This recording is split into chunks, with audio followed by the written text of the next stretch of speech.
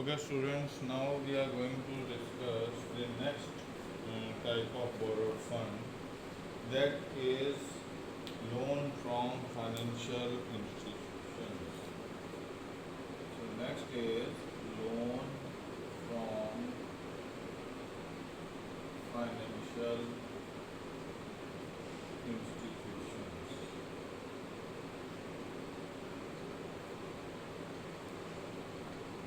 This is a long-term loan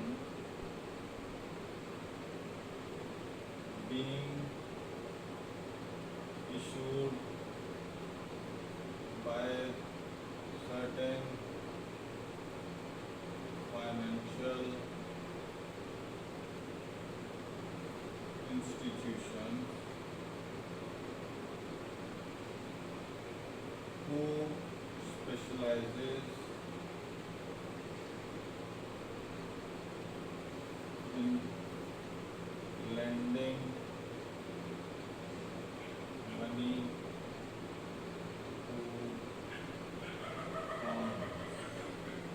okay, ये कुछ ऐसे इंस्टीट्यूशन हैं और इन्हें हम क्या कहते हैं, these are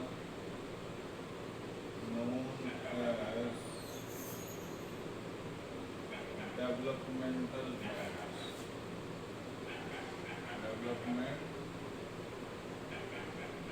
banks. ओके, तो इनको हम क्या बोलते हैं, डेवलपमेंट बैंक्स कहते हैं। और ये कंट्री में इंडस्ट्रियल डेवलपमेंट को स्पीड अप करने के लिए लोन्स प्रोवाइड करते हैं for a longer time period. And what they do is these not only provide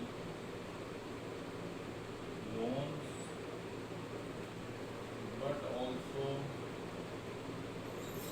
helps in carrying out feasibility studies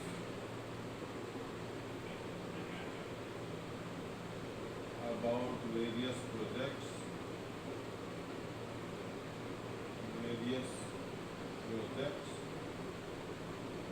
okay, and provide strategic knowledge as to how implement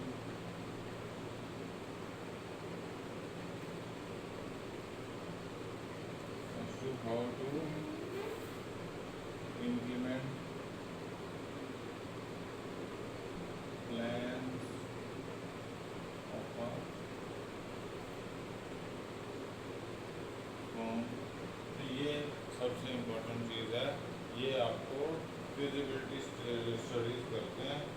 okay, तो ये आपकी expansion, modernisation या reorganisation में आपको help out करते हैं, आपको technical economic feasibility बताते हैं और फिर उसके हिसाब से आपको लोन्स अवेलेबल करवाते हैं लॉन्ग टर्म के लिए, सो that you can carry out various activities. Okay, तो मेरिट्स क्या हैं इसके? Okay, these types of institutions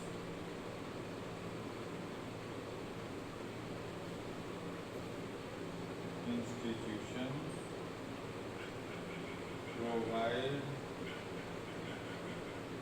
loans for long term as well as for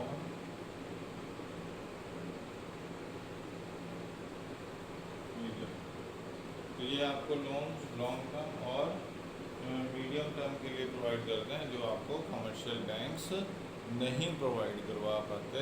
commercial banks कौन सा है? HDFC, SBI, PNB, एक्सिस, तो ये कमर्शियल बैंक्स हैं।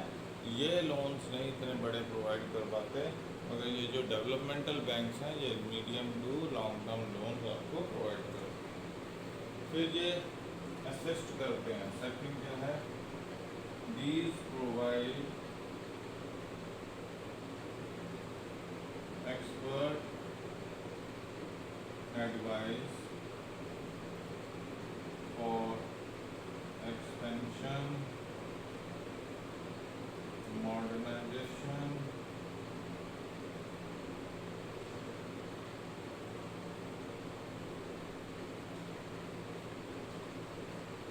as well as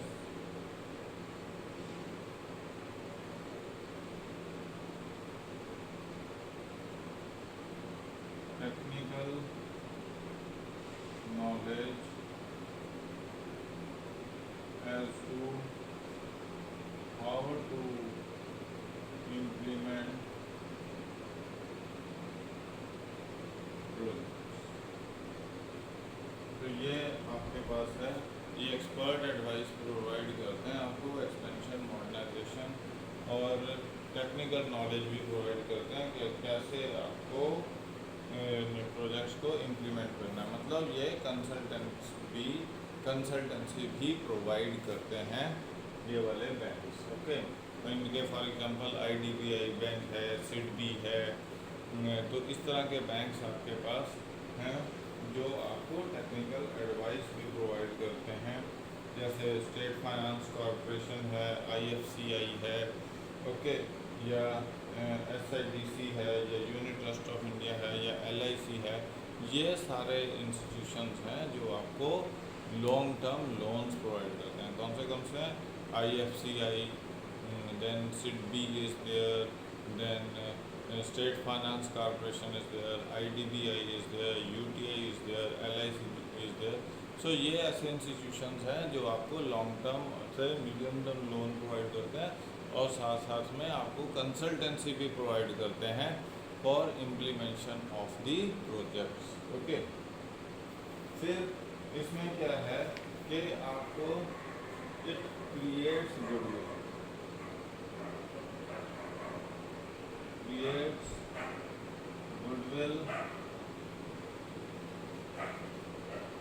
of the company, create goodwill for the companies who are able to raise loans from such institutions। Okay, तो जब आप इन institution से लोन रेज करवाते हो तो आपकी क्रेडिबिलिटी बढ़ती है। दैट शोज़ कि आपके जो प्रोजेक्ट्स हैं वो इम्प्लीमेंटेबल प्रोजेक्ट्स हैं, जो आपका काम है वो रियल वर्क है और आपका जो आने वाला फ्यूचर है वो ब्राइट है। तभी ये इंस्टीट्यूशन आपको लोन देने के लिए रेडी हुए हैं। तो ये आपके पास इम्पॉर्टेंट आस्पेक्ट है। Okay, another important is that these provide easy repayment scheme।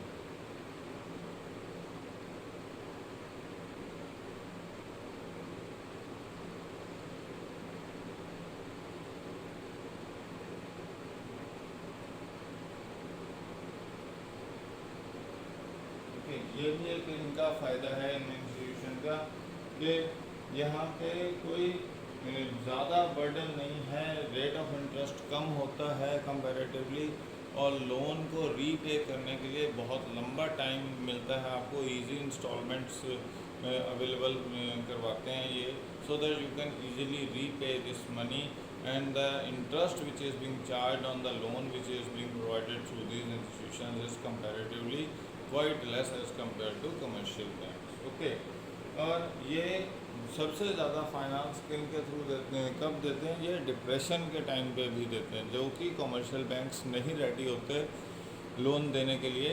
तो ये डिप्रेशन के टाइम्स जब बहुत लो डिमांड होती है, बहुत बुरी हालत हो रही होती है मार्केट की, तब भी ये लोन्स प्रोवाइड करने में आपको हेल्प करते हैं। They make the loans available so that you can carry out your business activities. तो ये डिप्रेशन के टाइम भी बहुत ज़्यादा हेल्पफुल हैं ये institution. That is the another important benefit. अब डीमेरिट्स क्या हैं? सबसे पहले क्या है, इनके प्रोसीजर्स बड़े डिफिकल्ट है, इनका stringent rules and regulation. Demerits, difficult procedures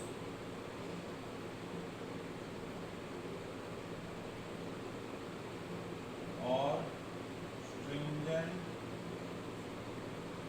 rules. Okay, तो यहाँ जब भी आप पैसा रेज करने जाओगे, you are being asked to furnish various types of details so that the institution is quite clear, having a confidence on the company concerned that they are actually interested in carrying out this particular program, and they are serious about the program, and this program is actually a feasible program, technically, economically and financially, and their money will not be lost. So after going through all those details, minute details, then only these institutions provide you loans. So it involves various steps, various procedures to be fulfilled, then only loan is being provided by these institutions.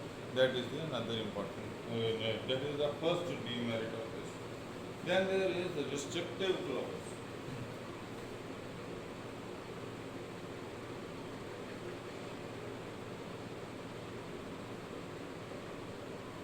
Restrictive clause says that the money is the purpose for which the money is being raised by the company from these institutions, you will use this money for that particular purpose. मतलब आपने अगर tubewell लगाने के लिए लिया है पैसा agricultural bank से, तो आप ट्यूबवेल के लिए यूज़ करोगे, ये नहीं कि आप पाइप डालनी शुरू कर दोगे या ट्रैक्टर खरीद लोगे। नहीं, अगर आपने ट्रैक्टर खरीदने के लिए लिया तो ट्रैक्टर खरीदोगे, अगर ट्यूबवेल के लिए लिया तो ट्यूबवेल के लिए, अगर आपने जनरेटर ट्रांसफार्मर लगवाने के लिए लोन लिया तो ट्रांसफार्मर। तो यहाँ पे जो रेट ऑफ इंटरेस्ट हमने डिस्कस किया था, जैसे 3% है एग्रीकल्चर लोन, तो बड़ा सिंपल और इजी लोन है फैसिलिटी, मगर उनमें रिस्ट्रिक्शंस हैं इस लोन में कि जिस पर्टिकुलर पर्पज़ के लिए आपने लोन लिया है, आप उसी पर्पज़ के लिए यूज़ करोगे, उसको साइफन ऑफ करके किसी और पर्पज़ के लिए यूज़ नहीं कर सकते हो, वो इलीगल हो जाएगी activity. That is the another important aspect. Okay, then there is interference in management.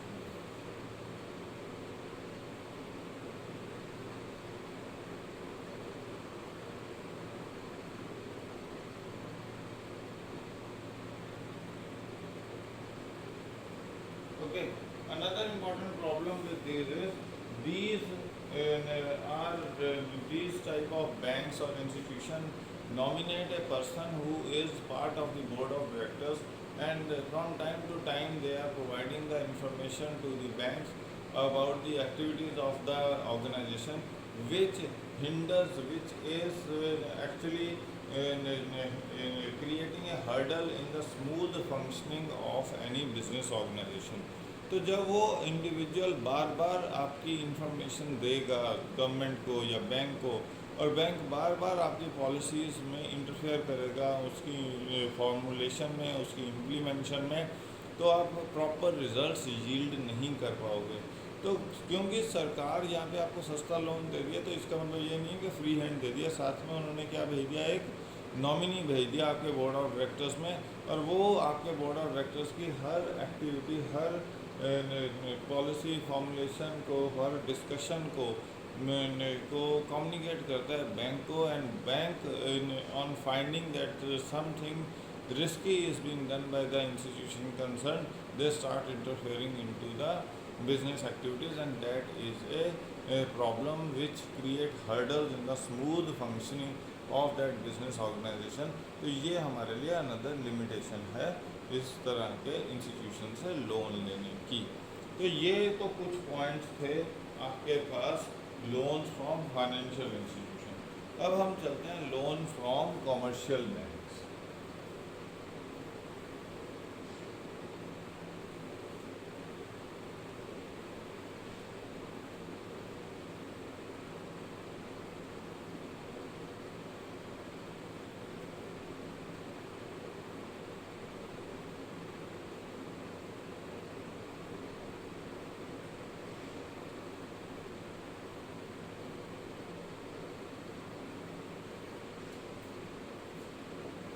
Okay. Well, the next is loan from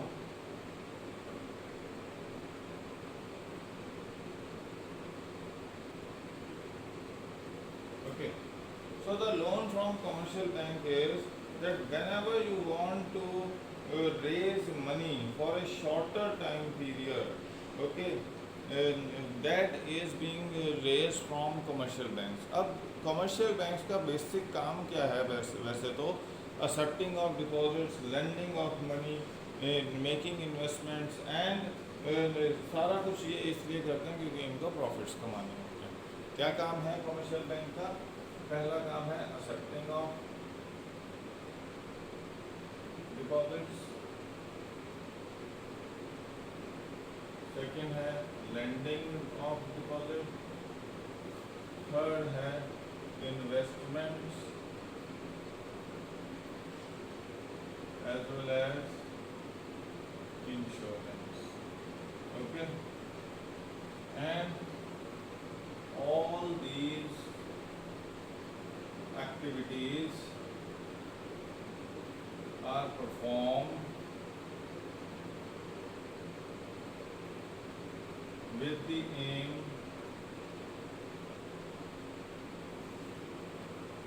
to earn profit.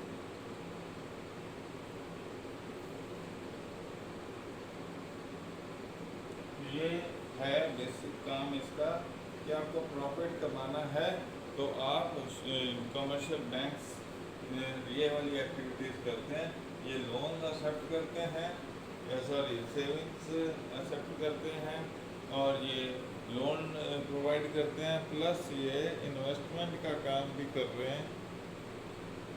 Okay, investment and insurance, investment shares में investment, mutual funds में investment, bonds में, debentures में, government securities में investment करते हैं और insurance की services भी प्रोवाइड करते हैं। तो ये सारी एक्टिविटीज़ वो करते हैं in order to earn a sufficient profit to run business. Okay, तो ये जो बैंक्स हैं एग्जांपल्स इनके हैं SBI, ओके, Axis, HDFC, ये कमर्शियल बैंक्स हैं जो वो सारी एक्टिविटीज़ कर रहे हैं। ओके, सो ये बैंक्स क्या करते हैं, इनके इम्पोर्टेंट फीचर्स क्या हैं? Okay, these provide various types of loans. These provides loans for various time periods. Okay, जैसे होम लोन 20 साल का दे दिया, पर्सनल लोन देते हैं, एजुकेशन लोन, तो डिफरेंट टाइम पीरियड के लिए ये देते हैं। ओके, और ये जनरली लोन्स प्रोवाइड करते हैं, loans provided are generally for short to medium term. Okay, short to medium term के लिए ये लोन्स प्रोवाइड करते हैं। ओके, एंड अब कुछ बैंक्स ने लॉन्गर टाइम पीरियड के लिए भी लोन्स देने शुरू कर दिए, जैसे होम लोन्स 20 ईयर्स के, व्हीकल लोन देने शुरू किया था 5 साल के। तो इस तरह से कई बैंक्स ने लॉन्ग टर्म लोन्स भी प्रोवाइड करने शुरू कर दिए। और इसमें जो इंटरेस्ट रेट है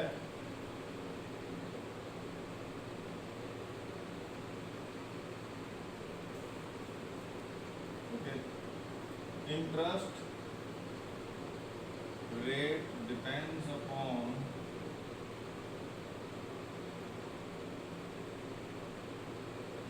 upon tenure, amount and purpose.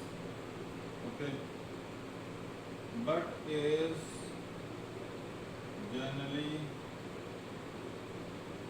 high as compared to special financial institution. Okay, तो ये एक इम्पॉर्टेंट एस्पेक्ट है इसका। Okay,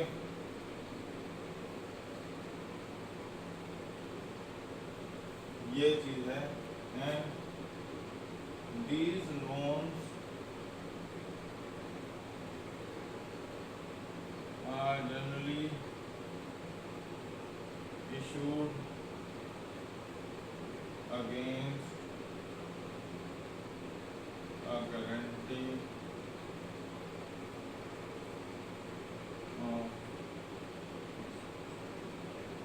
okay, so these loans are generally issued against a guarantee which is given in the form of assets. That is very important now. Okay, तो यहाँ आपके पास ये सब फीचर्स हैं इसके। अब इसके मेरिट्स आ जाए।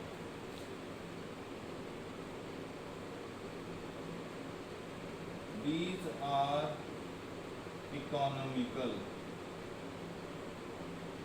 as compared to issue of shares oblique debentures, क्योंकि वहाँ पे जो खर्चे आपको बियर करने पड़ते हैं वो इस केस में नहीं। यहाँ पे इजीली आप लोन ले सकते हो। तो बहुत कम फॉर्मेलिटीज आपको रिक्वायर्ड है कमर्शियल बैंक में as compare to issue of shares and debentures, जहाँ बहुत सारे आपको कॉस्ट बियर करने पड़ते हैं और बहुत सारी फॉर्मेलिटीज़ को फुलफ़िल करना पड़ता है, तभी आप लोन वहाँ से फ़ंड रेज़ कर सकते हो। बट यहाँ जो लोन आप रेज़ कर रहे हो इसमें आपको बहुत कम इंफॉर्मेशन शेयर करनी पड़ती है और बहुत कम फॉर्मेलिटीज़ आपको फुलफ़िल करनी पड़ती है। Then only you can raise कर। Okay, another is maintains business secrecy of business.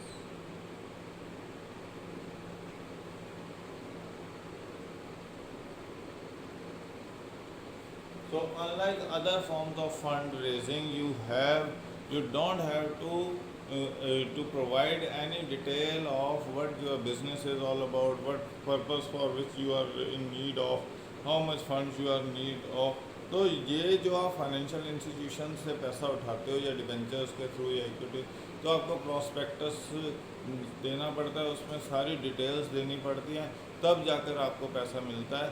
तो यहाँ आपकी जो सीक्रेसी है वो मेंटेन रहती है। You don't need to explain the purpose the things, you just have to tell you have to explain the purpose for which you are required, but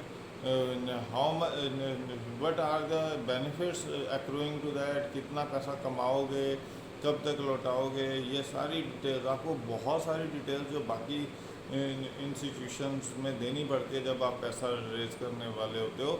तो इस केस में आपकी जो इंफॉर्मेशन है मोस्टली सीक्रेट रहती है, आपको बैंक को दी जाती है, मगर वो पब्लिक डोमेन में नहीं आती है इंफॉर्मेशन। जबकि अदर फाइनेंशियल इंस्टीट्यूशन से जब आप पैसा रेज करने जाते हो तो आपकी इंफॉर्मेशन पब्लिक डोमेन में आती है। तो ये एक सबसे बड़ा डिफरेंस है इस सिस्टम में। ओके, फिर इसमें लेस फॉर्मेलिटीज़ वो हमने डिस्कस कर दी कि एक तो सीक्रेसी मेंटेन करता है और दूसरा क्या है कि formalities are less.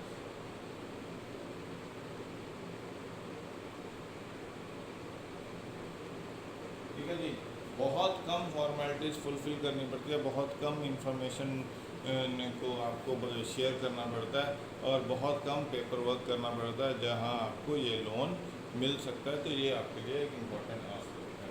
And this is a flexible source, you can repay your loan at any point of time. यहाँ पे कोई फिक्स्ड ऐसा नहीं है कि आपको इतने ही साल के बाद आप पैसा पे ऑफ करोगे। ओके, तो ये जो है आप इजीली पे ऑफ कर सकते हो लोन को। ओके, अगर आपको फंड्स की रिक्वायरमेंट नहीं है और अगर आपको रेज़ करना है तो भी ये ज़्यादा टाइम नहीं लेते हैं and easily help you out to raise extra funds for carrying out the business activity. तो ये क्या है, बहुत ज़्यादा फ्लेक्सिबल सिस्टम है। बट इसके कुछ डीमेरिट्स हैं।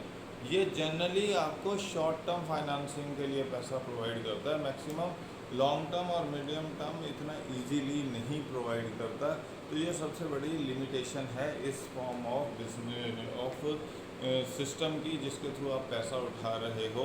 ओके, क्या इसमें आपको जो पैसा मिल रहा है वो बहुत छोटे टाइम पीरियड के लिए मिलता है। जनरली इसमें लॉन्ग और मीडियम टर्म में जाते हुए रिस्क आता है कमर्शियल बैंक्स को, and avoid such type of risk. Okay, फिर यहाँ पे जो प्रोसीजर्स हैं वो कहीं ना कहीं डिफ़िकल्ट हो जाते हैं, क्योंकि वो आपको कुछ, हमने ये कहा है कि कंपैरेटिवली कम डिफ़िकल्ट है, मगर इसमें प्रोसीजर्स हैं, यहाँ पे आपको गारंटीज़ देनी पड़ती हैं तभी आपको लोन मिलता है, जबकि अदर सोर्सेज में आपको गारंटीज़ शायद नहीं भी देनी पड़ती, कुछ में देनी पड़ती है कुछ में नहीं, मगर इसमें तो आपको कंपल्सरी एक गारंटी देनी पड़ेगी for the assets, and you have to an extent explain the purpose for which you need the money, तभी आपको पैसा मिलेगा।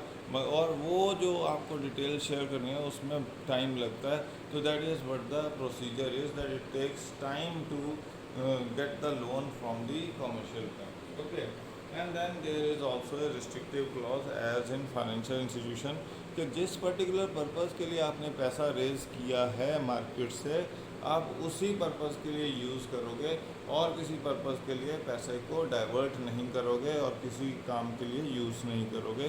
तो ये रिस्ट्रिक्टिव क्लॉज है, अगर आप इलीगल एक्टिविटी करते हो तो आपसे, आपके ऊपर लीगल एक्शन लिया जा सकता है, पैसा भी वापस लेंगे और लीगल एक्शन भी लेंगे। So that is the restrictive clause, so that the money which has been lent by the banks, that is safeguarded against the various types of other risks which are not in their knowledge. Okay, तो ये है आपके पास long term finances from financial institutions and short term financing from commercial banks. Okay, तो अब इसके बाद हम जो टॉपिक करने जा रहे हैं वो है पब्लिक डिपॉजिट्स का। Okay,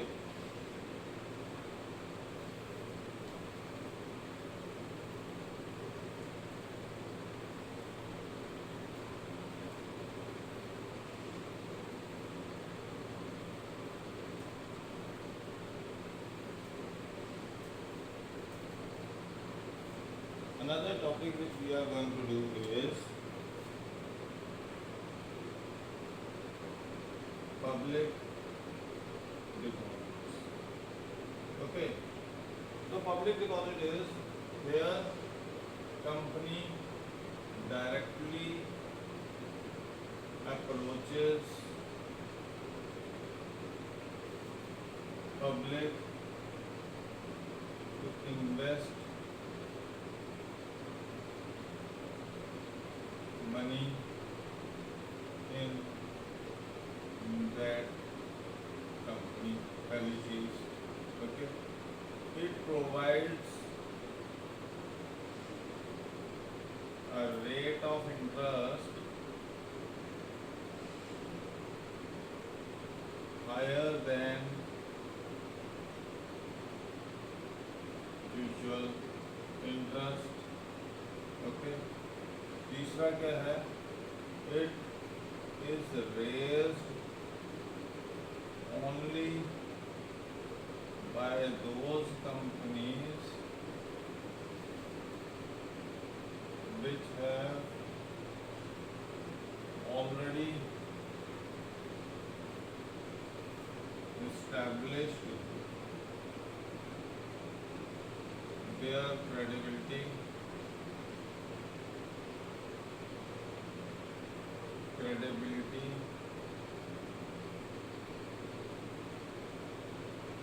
ability by earning profits and good administration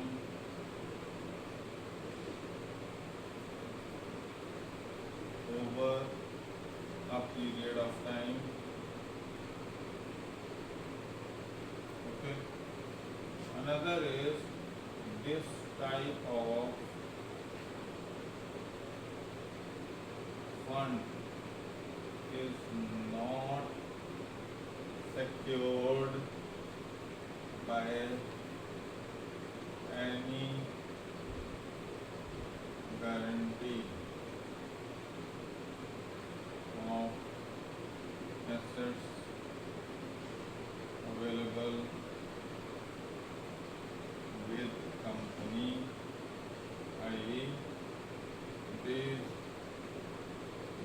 type of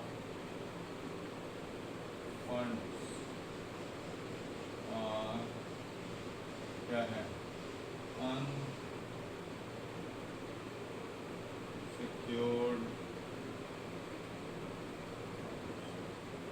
ये कुछ इसके एस्पेक्ट्स हैं, कुछ फीचर्स हैं पब्लिक डिपॉजिट के। Okay, next one more is this fund is available for medium and short term। Okay, तो ये कुछ एस्पेक्ट्स हैं कि एक तो ये कंपनीज जो क्रेडिबिलिटी वाली हैं वही रेस कर सकती हैं।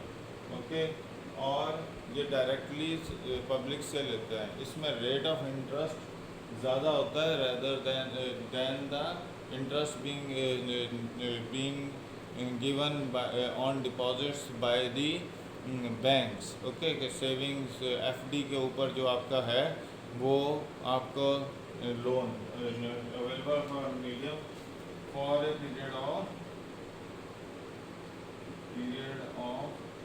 1 to 3 years, and sometimes it can be for 5 years। तो जो एफडी पे बैंक से इंटरेस्ट मिलता है उससे ये ज़्यादा इंटरेस्ट आपको देते हैं for raising money from the public directly. और ये वही कंपनीज रेज कर सकती हैं जो ऑलरेडी इस्टेब्लिश्ड है मार्केट में, जिन्होंने अपनी क्रेडिबिलिटी प्रूव कर रखी है। ओके, और ये जो पैसा है ये सिक्योर्ड फंड नहीं होता, अनसिक्योर्ड फंड होता है। अगर इस कंपनी डूब गई तो आपका पैसा भी डूब जाएगा, मतलब कंपनी ने लॉसेस सफ़र किए तो आपके पैसे के डूबने के चांसेस पूरे हैं। और ये पैसा रेज किया जाता है मीडियम टू शॉर्ट टर्म के लिए, which is for a period of 1 to 3 years and sometimes up to 5 years also. तो ये कुछ एस्पेक्ट्स हैं जिसको हम क्या कह रहे हैं, पब्लिक डिपॉजिट्स। ओके, अब इसके हम मेरिट्स पे आ जाते हैं। ओके, सबसे पहले तो क्या है, सिंपल प्रोसीजर है।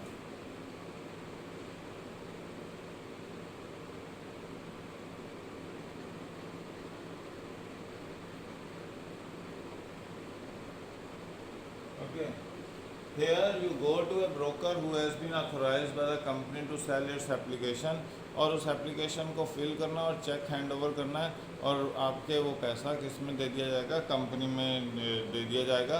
तो इसमें ज़्यादा कोई पेपर वर्क नहीं है, जस्ट एक सिंपल एप्लीकेशन फिलअप करके आपको ब्रोकर को हैंड ओवर करना है with cheque for investment, and thus the money will be transfer to the company's account. तो ये जो है बड़ा सिंपल प्रोसीजर इसमें इन्वॉल्व है। सेकेंड क्या है, इकोनॉमिकल है इसमें।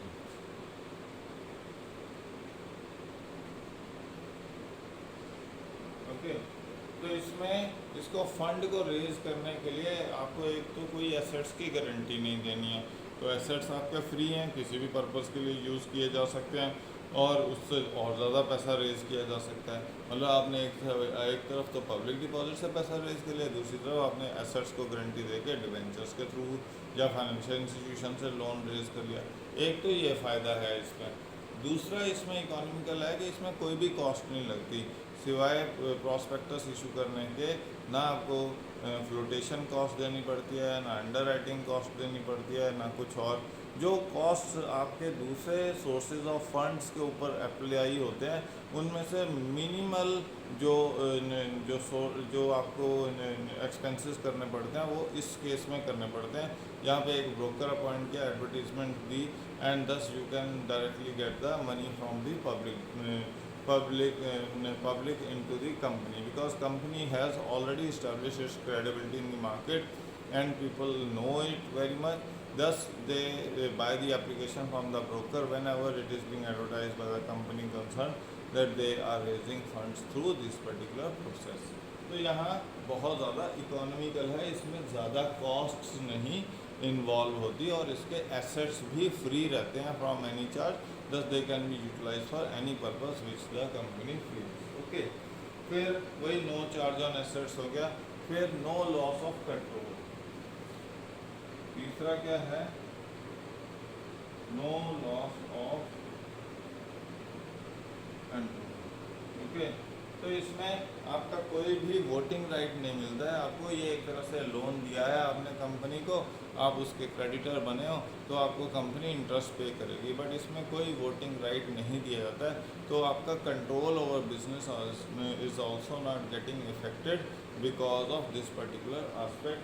तो ये सबसे इम्पॉर्टेंट चीज़ है यहाँ हमारे पास कि आपका कंट्रोल नहीं कंपनी के ऊपर ख़त्म होता विद दी पब्लिक डिपॉजिट। अब आ जाते हैं हम डीमेरिट्स पे। ओके, तो डीमेरिट क्या है,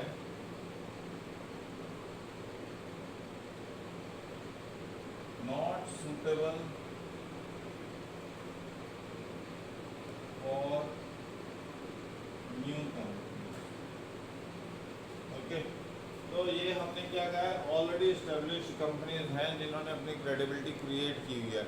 नई कंपनी तो अभी चलेगी, प्रॉफिट कमाएगी, अपनी क्रेडिबिलिटी क्रिएट करेगी, तभी मार्केट में अपने इन्वेस्टमेंट ये अट्रैक्ट कर सकती है थ्रू पब्लिक डिपॉजिट। अब जब तक वो कंपनी चलेगी नहीं, क्रेडिबिलिटी नहीं क्रिएट करेगी, ये वाला फंड उसको नहीं मिल सकता। तो ये सबसे बड़ी लिमिटेशन है इस फंड की कि ये सिर्फ ऑलरेडी इस्टेब्लिश्ड कंपनीज को मिलता है और किसी कंपनी को ये फंड नहीं मिल सकता। ओके, जो नई कंपनी है उनको ये फंड नहीं मिल सकता, ये सबसे बड़ी प्रॉब्लम है। फिर है अनरिलायबल सोर्स।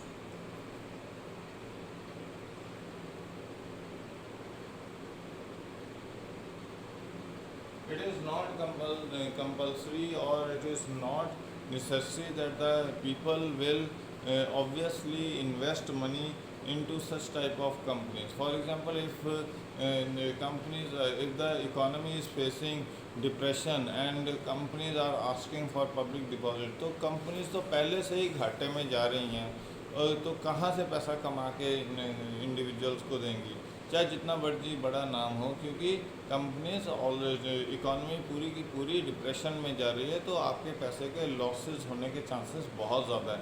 तो सिंस यहाँ पे पैसा अनसिक्योर्ड है नेचर का, तो आपको वो पैसा वापस ना मिलने की भी एक कंडीशन है। So in order to avoid such type of losses, people can at some time think that they are not going to invest into such deposits where the funds are not being safeguarded by the company। तो ये सबसे बड़े other issue है because of which people can sometimes shy away from the company concerned and thus they are not giving the money in the public deposits or they are not depositing or investing money through public deposit। ये सबसे बड़ी problem है यहाँ पे। फिर आपके पास है another important aspect that is not suitable for long term finance।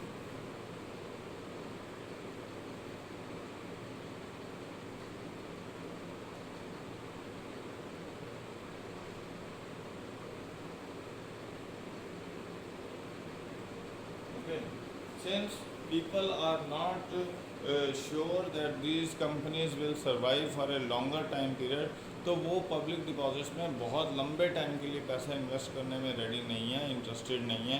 They are interested only to invest money for 1 to 3 years at the most 5 years। तो ये ज़्यादा से ज़्यादा पैसा आपको 5 साल तक प्रोवाइड कर सकती है, क्योंकि लोगों को एक बिलीफ है कि within 5 years this company is not going to run away और get ruined and their money is safe and they will get better returns from the company।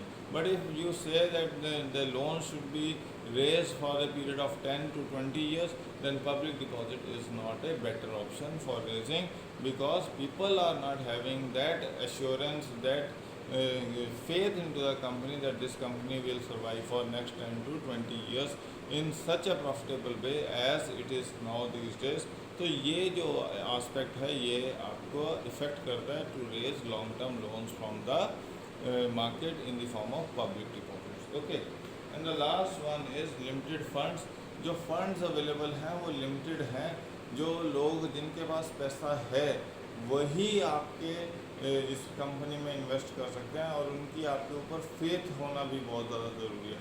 So those people who are not having faith on these companies, they will not invest any money into the company, but only the money will be raised from those people who have the faith into the credibility of the company, and that's why it limits the total amount of the funds which are required for investment purpose. तो ये आपके पास एक important limitation है. So this is all about the public deposits, and after this we will do two more topics, that is trade credit and intercorporate deposits. Okay, thanks.